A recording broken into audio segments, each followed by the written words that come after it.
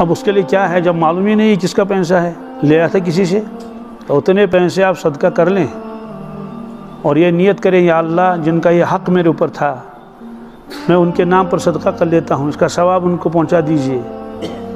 तो सिर्फ क्या उम्मीद है, क्या कोई यकीनी बात नहीं है, उम्मीद है कि अल्लाह ताला माफ़ कर देंगे।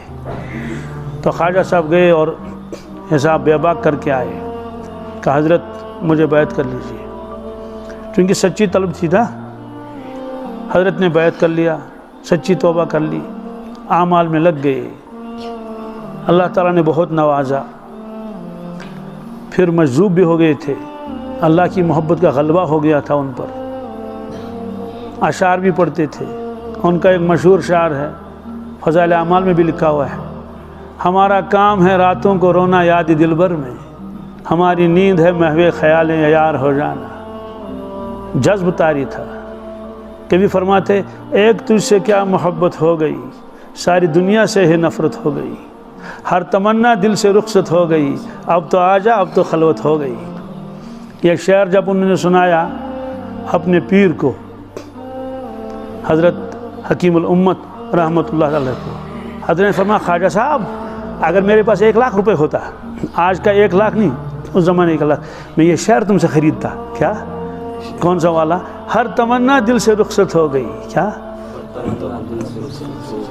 ये अल्लाह ताला की तरफ वो अर्ज़ कर रहे हैं अल्लाह ताला से, हर तमन्ना दिल से रुखसत हो गई, अब तो आजा अब तो खलवत हो गई।